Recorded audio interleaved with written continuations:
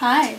Hej, velkommen til den her Asmi-video, hvor vi sådan ligesom sidder her med firkanten, hvor vi... Det er sådan en firkant. Hvor sådan en firkant. Og hvis du nogensinde ser der håndtegn i byen, så er det sådan en firkant. Og det er os, der er opfundet. Fie og Annika. Hell jo, mand. Firkant. Fucking kikset. Nå. Så... Ja, klokken den er nu 2017. Du kunne kigge på din mobil, idiot. Nå, fuck. Og vi er lidt... Det vil jeg så gerne. Kan du sige til mig? Okay. Tak. Okay. Ja, Anne-Sophie Lynge Bøtcher. Sim Bøtcher.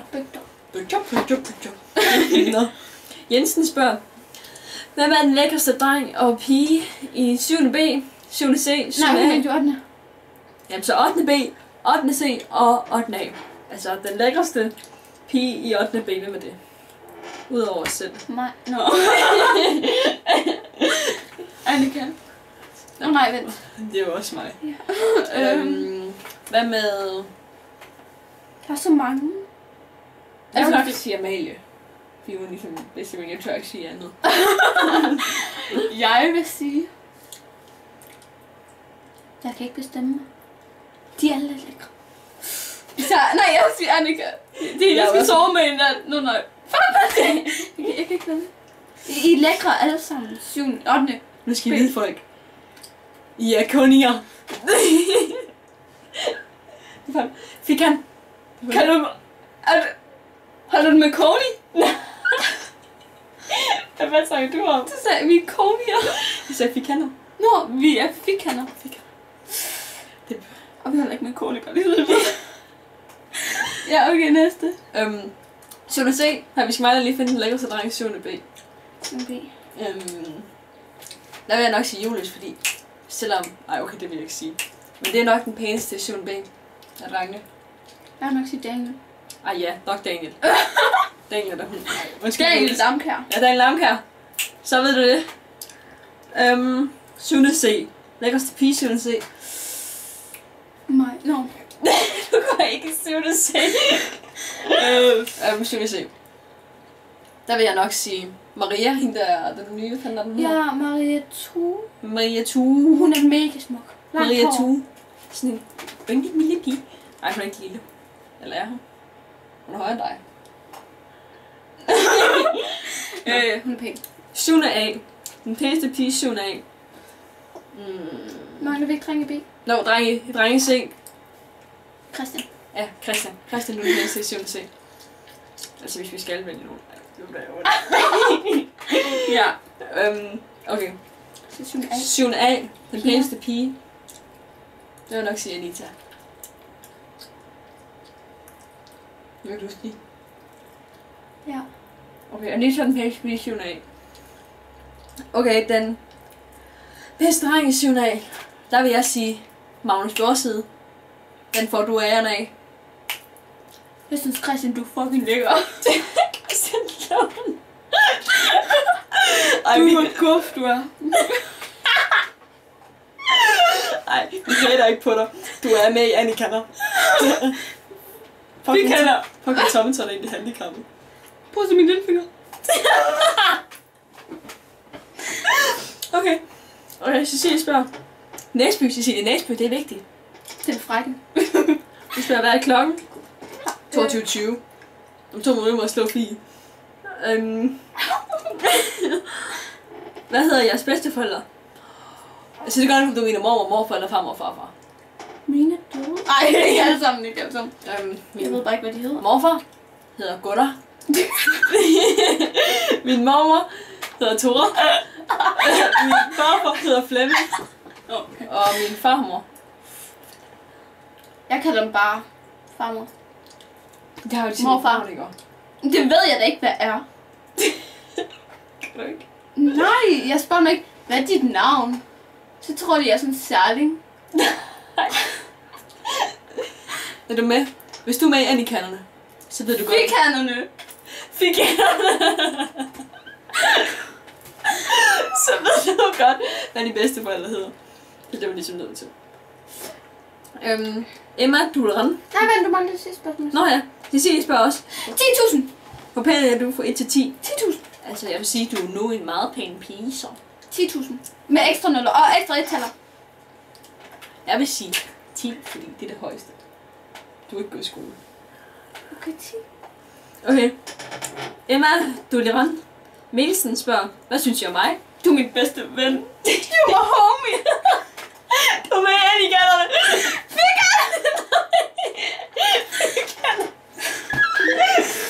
Har vi får et spørgsmål mere?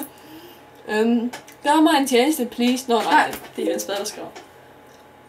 Det er så... Ej, vi glemmer lige det her.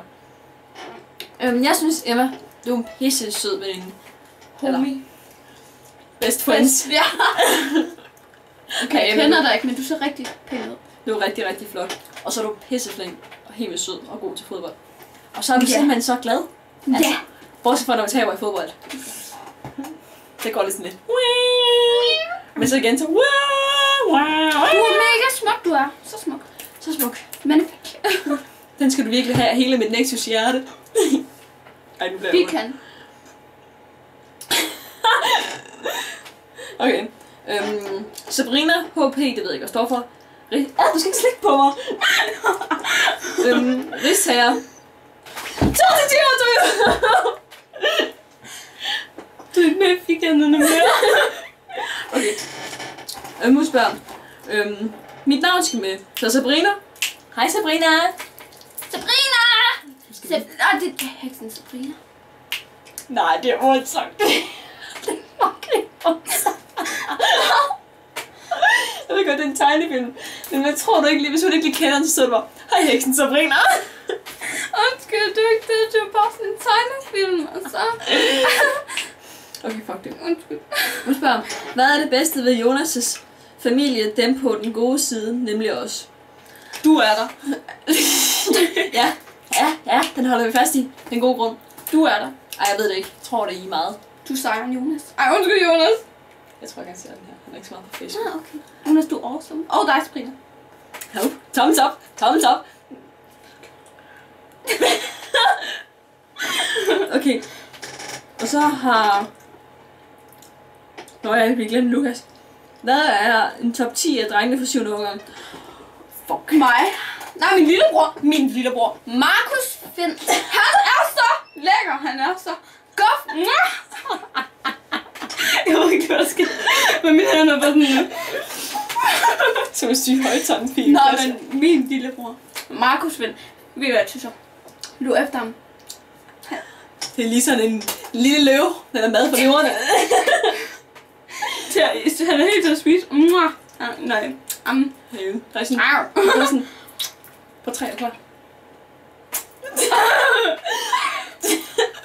Okay. Hvad skal vi vide om de der top 10, eller? Ej, okay. Markus, undskyld du ikke på den. Ej, jeg prøver Markus. Markus, du er dejlig. En pæn dreng på 7. årgang. Jeg synes, det bliver aldrig færdigt, men jeg kender ikke engang, hvad det halvt af dem hedder. Okay. Den får jeg vide senere. Altså, hvis du engang kommer og spørger personen. Vi skriver den nedenunder i videoen. Nedenunder i videoen? Ja, og kommenter i videoen. Er du med på det? Bare Lukas? Så der skal der være. Firkant. Firkant. Nej. Firkant. Firkant. Nej. Hvad er det, du kalder den? Firkant. Firkant. Du er dejlig på det, tror jeg. Nej, det var mig. Det var dig. Det får du æren af. Hvem er den cooleste fra 9. årgang? Og så skriver Bontita i parentes. Det er mig. Det er det Bontita, der har skrevet med. Møller. Det er min søster, Malene Finn. Hun er awesome og smuk. Vi tør ikke sige andet. Det er Malene. Altså, hun er også sådan lidt stor i. Nej, hun er sådan rigtig. Malene, du er smuk. Hej. Du er bare ikke at sige andet. Okay. Fidus, eller Victoria Sandui, tror jeg det udtages. Hvad synes I om mig? Du får lov til at starte. You are my lovey girl. Du er så... Det der her håndtegn igen. Jeg ved ikke, hvad der sker. Sådan en påfugl. Ej, du ikke så. Okay, jeg ved ikke, hvad der sker. Du ser rigtig sød og venlig og smuk ud. Sådan rigtig. Du ser smuk. Sådan en rigtig glad, en positiv energi, som du hele tiden siger. Den kan jeg fandme huske. Det er en Fido. Fikan. Fidu. Fikan. Nå, og ja, Fiku. Nej, Fi. Og du har et awesome navn. Det minder min hund, selvom han hedder Freddy. Ej, undskyld. Nej, hvad jeg synes om dig? Jeg synes, du er rigtig sød. Og så er du vildt god til fodbold. Og så er du rigtig flink. Og så er du rigtig sjov. Og så er du sådan en...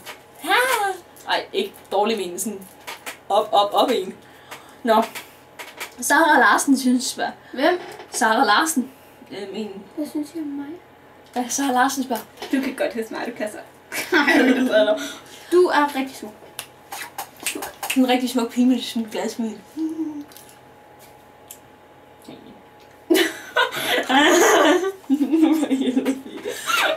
Okay, Sofie Skov.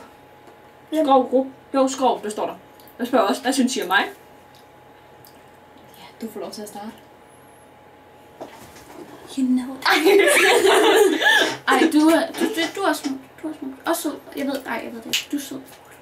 Du kender hende. Du er sød, okay? Ej, du er rigtig, rigtig sød. Og så igen, ja, du er rigtig god til fodbold. Og så er du rigtig flink. Hvor mange er du god til fodbold til? Altså, alle kan finde ud af at spille fodbold, undtagen dig. Ej, og så er du rigtig, rigtig sød. Og så er du også rigtig, rigtig pæn. Det må vi ikke glemme. Det er meget vigtigt. Du er så smuk. Wow. Så bare mig, der krabbe her. Og så spørger Karoline Wittenbjerg. Hvorfor hedder det sour cream, når det ikke er surt? Fordi det er lavet af creme fraiche. Creme fraiche. Det fortalte Google os. Sådan. Må jeg ikke bare sige det? Okay, det sagde os. Gud. Vi spiste en af æblerne, og så blev vi kloge. Nej, vi blev smidt ud.